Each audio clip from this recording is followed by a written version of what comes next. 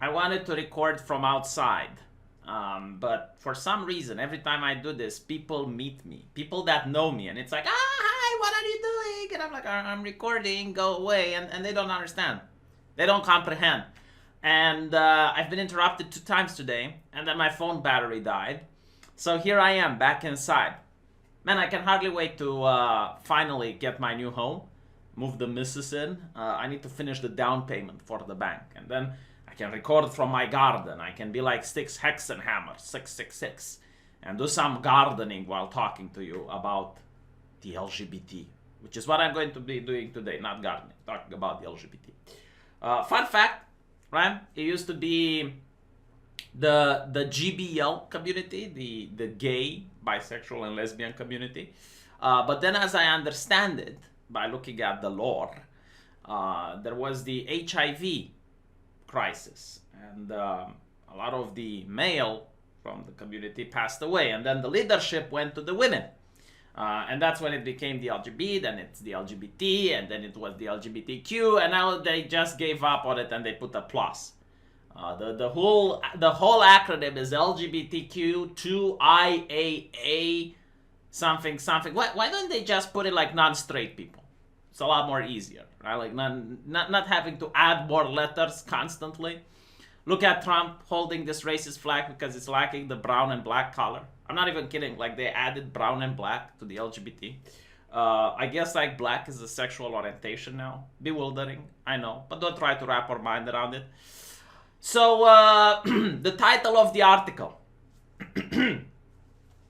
Queer men to forgo their morals. With a thumping 45% vowing to back Trump. So let me translate this to you into normal people speak. LGBT activists are losing touch with their communities that they're supposed to represent. This is what it means. It doesn't mean that the gay people are the problem, right? In a democracy, it's not the people that are the problem, it's the representatives. All right? Because that's how it's supposed to function. Like, normally when you hear about an activist, you think that it's someone that's representing a community and therefore they are in touch with the community. But based on leftist ideology with the identity politics, they take gay people for granted. They believe that, okay, well, I am gay and therefore I speak for the gays, right? Like, just because you're a man, you speak for men.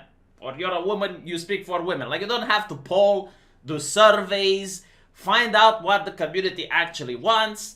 None of that nonsense. Like, this is what they want. And I will tell you from my personal experience, and these are just personal anecdotes, so take them with a grain of salt. But this is why I think a lot of LGBT people are now being disenfranchised by the left, and why they are willing to vote Trump. Because, believe it or not, I got a couple of LGBT people that are actually my Patreons. Like, they're giving me money in order to do this channel. So therefore, I believe that they are being genuine, right, when they're telling me about their grievances. And there's several of them. The first grievance is that the left is embarrassing them. Like, it absolutely does. The online LGBT community, especially that on the Twitter, is absolute cancer.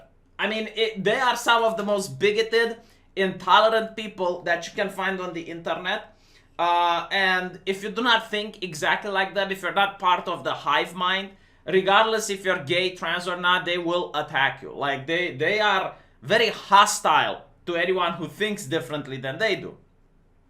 And they're acting in very, rude manners that, again, like, for a person that's from the outside, is being a little bit embarrassed by these people. They don't want to assimilate with these people. And then you have, the LGBT parades, which in the beginning they were used in order to try to get people to acknowledge that the gays are exactly the same as everyone else, and what a gay person does in their bedroom is no one else's business, right? Trying to get equal rights. But in the recent parades, there have been several incidents with naked men walking on the street next to children. Under any normal circumstance, these people would be arrested for public indecency and exposure in front of a minor. But because now it's an LGBT parade, all of a sudden it's allowed and permitted. And believe it or not, there are gay people out there who do not like this type of behavior. And again, they are embarrassed by this type of behavior. They do not believe that this type of behavior furthers acceptance and tolerance. They think that it's quite the opposite.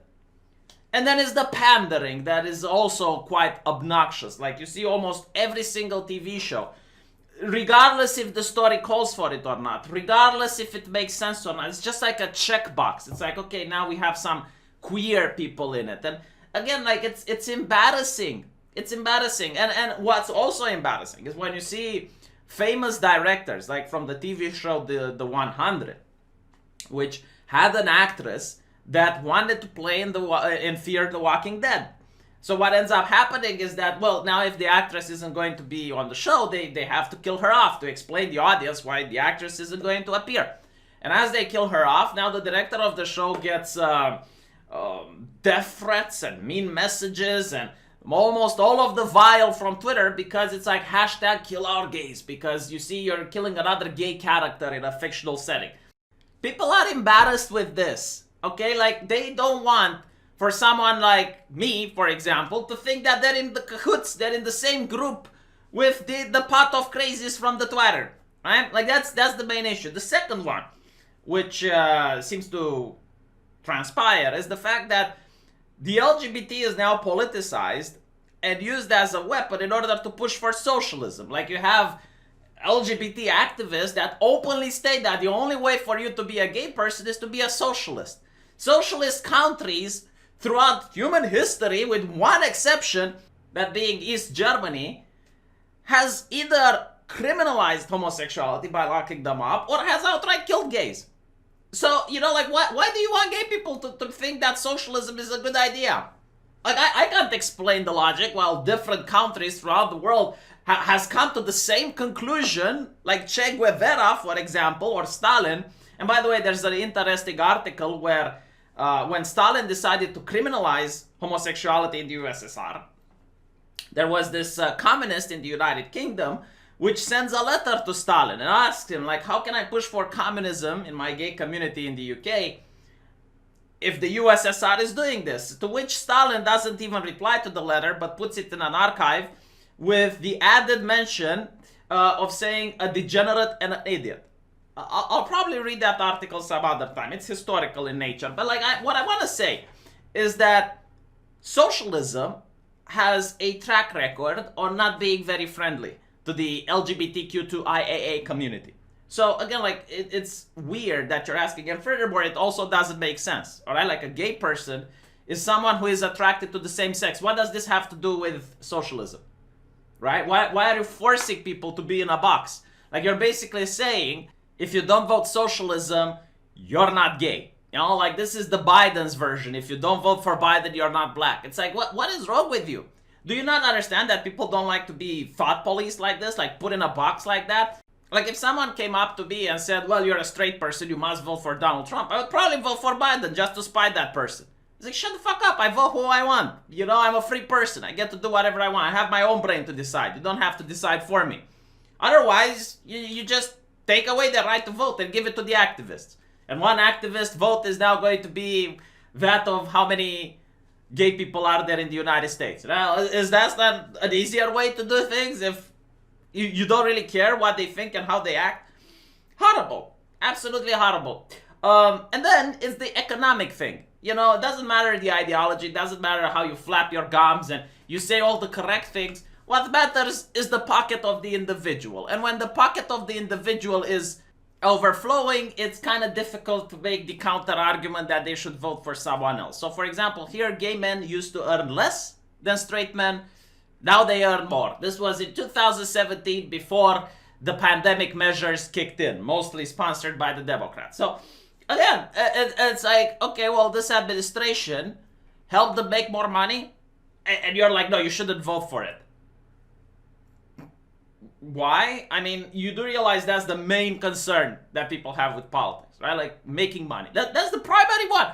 Now, I know it's like, oh, but empathy, but morality. Yeah, I have empathy for my family. You know, if I can't put food on the table, I can't go to my soulmate and say, you know, today we're going to eat some compassion with a heavy dose of empathy, and I know unemployment is high and I'm still trying to look for a job, but like, you know, I'm voting for the left because they have the moral high ground. People don't work like this. Like, you do not understand human if you think that this is the case. And then, you know, in the recent 4 years, another slap in the face was when a couple of gay people wanted to just make a movement for them. Like, they wanted to separate themselves from the T because they considered that LGB is a sexual orientation while the transgender have to do with gender. It's not a sexual orientation. Like, you can be trans and be straight, or you can be trans and be gay, right? So they basically viewed that they have different interests in mind and they wanted to go their own way. They weren't attacking the transgenders, but the mainstream media and the gay activists decided to attack them and call them transphobic and call them bigoted. It's like, why? Why is that? Like, again, you are restricting people's freedom of thought. Like, it's not okay for them to think themselves as a separate entity. It's like, no, this is your umbrella, goddammit, and this is where you're going to stand. Again, people get pissed off by this, right? And then there's the gun control issue. Like, there were a couple of Facebook groups that I saw with gay people that like guns. This was like 2 or 3 years ago, before the gun debate in the United States was over.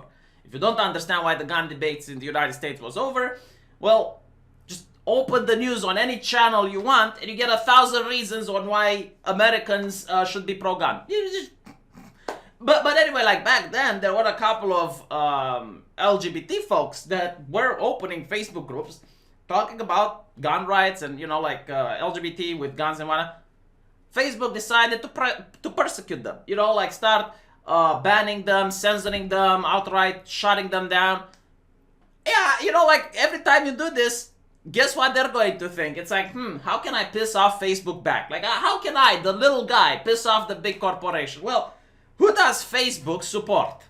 Oh, the Democrats. Well, I'm going to vote the other way just to piss them off. You know, like, the same way they piss me off is the same way I get to piss them off when I'm in the voting booth.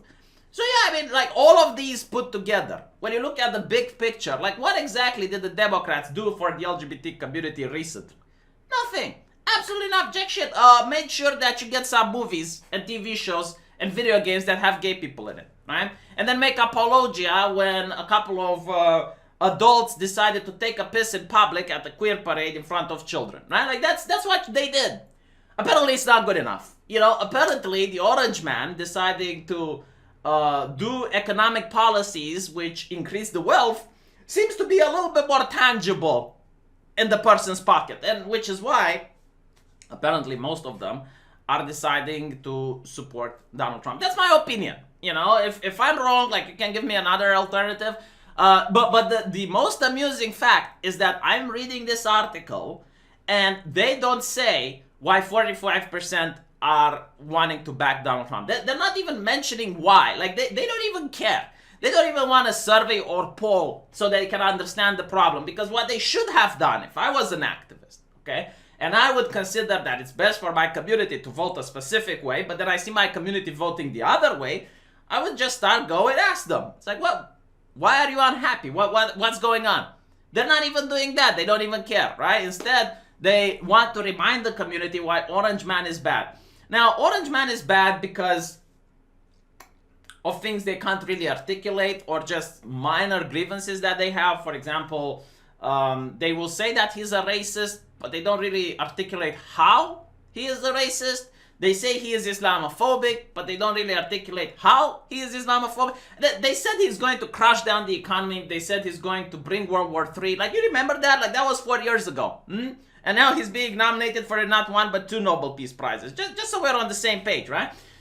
So apparently, like, what is the problem with the LGBT that Trump is having? Well, the thing they're latching on the most seems to be with the fact that he is excluding transgender people from the military. All right, so that is why he is transphobic and he's not for LGBT rights. Now, here's my problem. You do realize that people with diabetes that require insulin are also excluded from the military, right? Like, you are aware this is a thing. Is this being marginalizing towards people that have diabetes? Is this like discriminatory? Or is it because of objective circumstances that it is difficult to have the logistics, and it's a burden on the army to supply people with insulin when they're in a foxhole, when they're fighting in Iraq or somewhere, and the supply chain is cut off. What do you do with the people that require insulin? Isn't it the same for transgender, which require hormone therapy, and now the supply chain is cut off? It is literally the same thing, the same idea. Not to mention, like, it's kind of difficult to believe that Trump one night just woke up and said, you know what, no more transgenders in the military. Like, that's not what happened. Obviously, he spoke with consultants and with generals and with people from the military, which gave him the reason for this. But, you know, like, oh no, he's transphobic. If he's so transphobic, why didn't he decide to ban the transgenders from all of government positions?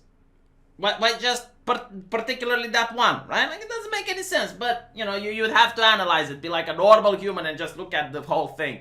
You know, it's a lot easier to see the world in black and white and just assume transphobia than it is to ask questions. It's like, well, why did he do it?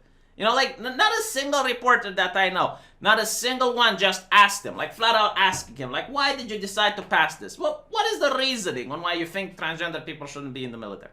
No one did it. Imagine my shock. So, what is also interesting is that no one is asking the LGBT community now, why do you not want to support Biden? Like, I find it, though, amusing, because the vice president, right, Mike Pence, is famous on the internet for saying that electric shock therapy might have some value in it, okay? And the left has managed to alienate the LGBT community so much that apparently 45% would rather vote for a person with that vice president than to vote for Biden. Like, you would need to have some serious reflection to do. You would need to really consider what you have done during the last 4 years and try to reevaluate on how to win this community back. But I don't know, like, if I'm saying this, is it hate speech? Is it problematic? Is it bad to tell the activists? Because I know I'm like a peasant looking up to the aristocracy and telling them, maybe you should reevaluate a little bit, because you kind of lost a couple of people down the way. Not one or two, but according to your publications, a whooping 45%. And instead of shaming them that they lost their morals, maybe you should ask the activists, like, what did they do wrong and how they can do better, right? That's what I want to get from them. Be better. That's how they say. Be better. Let me know what you think, and I'll see you guys in the comment section.